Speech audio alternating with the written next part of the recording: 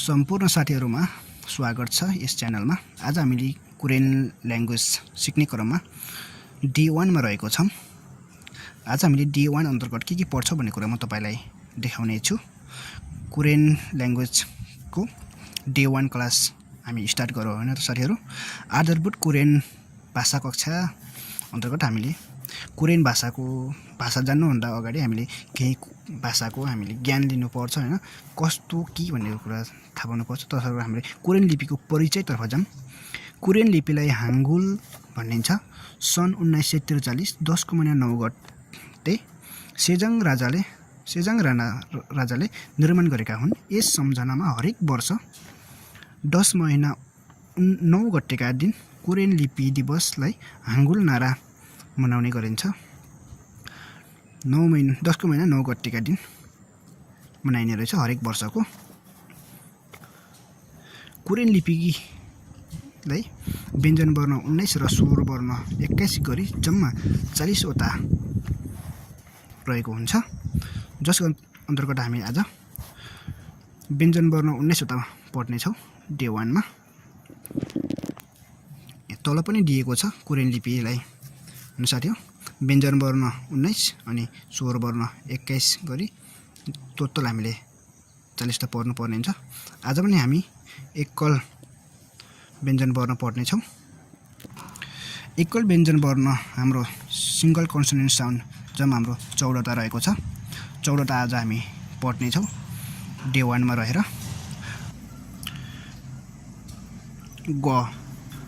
गलाई हामीलाई अंग्रेजी 7 लेख्दा कोरियनको ग भन्ने रहेछ साथीहरु।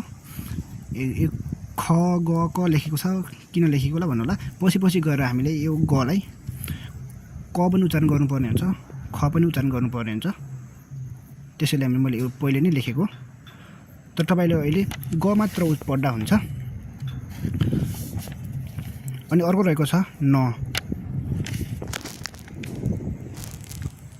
नलाई हामीले न मात्र जताततै न उच्चारण गर्छौं। अंग्रेजी अक्षरको L जस्तो छ। यसलाई हामी कोरियनमा न भन्छौं। अनि अर्को रहेछ C जस्तो छ अंग्रेजीमा। C लाई हामी ड भन्छौं साथीहरु। पछि गएर ठ ड ट त हुने नै छ। तर मैले अहिले यो सबै लेखिदिएको छु। तर अहिले हामीले पढ्नुपर्ने मेन कुरा मात्र भन्छु म तपाईलाई। यसले C पढेपछि ड हुन्छ साथीहरु। अनि अर्को रहेको छ यो अंग्रेजीमा टु जस्तो छ हैन साथीहरु। यसको अर्थ र हुन्छ। पछि गएर ल हुन्छ। म भनेको म यस्तो वर्गकारको छ। यो म भनेको म मात्र हुन्छ साथीहरु। यो जहाँ गए पनि जस्तो भए पनि म मात्र हुन्छ। अर्को रहेको छ ब। यो यु आकारको पेट काटेपछि ब हुन्छ साथीहरु। फ प ब हुन्छ। यो पहिले हामीले ब मात्र पढ्दा हुन्छ साथीहरु। र अर्को रहेको छ स छ हैन साथीहरु। यो उल्टे भी जस्तो छ। यो यसलाई स भन्छ साथीहरु। पछि गएर ट उच्चारण हुन्छ। यो पछिको कुरा पछि हामी पढ्दै गएपछि थाहा भइहाल्छ हैन। अनि अर्को रहेको छ जिरो लेखेपछि अ हुने रहेछ हैन साथीहरु। साइलेन्ट यो पछि गएर साइलेन्ट पनि हुन्छ कुनै ठाउँमा। अनि ङ पनि उच्चारण हुने रहेछ यसको। तर अहिले हामीले मेन कुरा अ भनेर बुझ्दा हुन्छ। अनि अर्को रहेको छ ज पनि सिम्पल छ साथीहरु। यस्तो धरा टार्ने त्यसै तल टार्ने यस्तो गरेपछि ज भइहाल्छ साथीहरु। अलि भएन कि क्या भने यस्तो गर्ने यस्तो गरेपछि ज भइहाल्छ। यो पनि सिम्पल छ। पछि गएर यो छ पनि हुन्छ, ज पनि हुन्छ, त पनि हुन्छ। तर अहिले हामीले ज भनेर पढ्दा हुन्छ। अनि छ पनि सिम्पल छ। ज लेखे जस्तै यस्तो गराउने यस्तो गरेपछि मैले थोप्ला गरेपछि ज छ भइहाल्छ। अनि पछि कति ठाउँमा गएर त पनि उच्चारण हुन्छ। त्यसै अर्को रहेको छ ख 7 लेख्यौ। त्यसपछि तर 7 लेखेपछि ख हुन्छ। कतिपय ठाउँमा क पनि हुन्छ। यो पछि हामी बुझ्ने नै छौं। अनि अर्को रहेको छ अंग्रेजीमा इ लेखेपछि ठ हुने रहेछ साथीहरु। अनि कुनै ठाउँमा ट हुन्छ कुनै पनि ठ हुन्छ। तर अहिले ठ भन्दा केही फरक पर्दैन।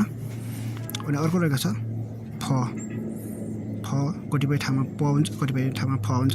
अर्को फ रहेछ। अनि अर्को लास्टमा रहेको छ ह रहेको छ साथीहरु।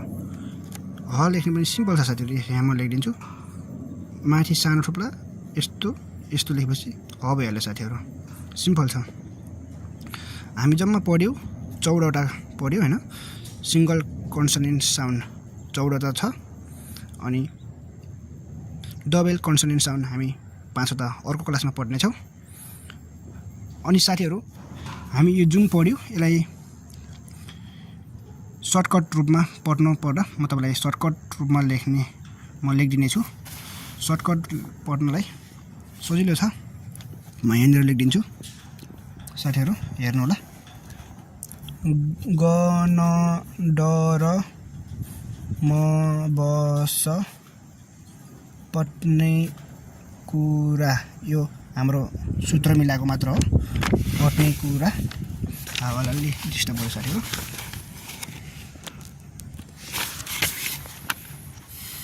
पट्ने कुरा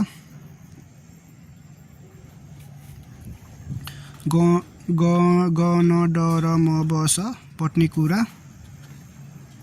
अ ज छ ख ठ फ ह हामी यही सूत्र लगाएर पढ्यौं भने हामीले सजिलो हुन्छ साथीहरू ग न ड र म बस पट्ने कुरा अ ज छ ख ठ फ ह यही सूत्र लगाएर हामी पढ्यौं भने हामी सजिलै सिक्ने छौं धन्यवाद साथीहरू आजको क्लास हेरिदिनु भएकोमा हामी फेरि यस्तै भिडियो लिएर आउने छौं डे बाइ डे गरेर भिडियोलाई अन्तिमसम्म हेरिदिएकोमा धेरै धेरै धन्यवाद दिन चाहन्छु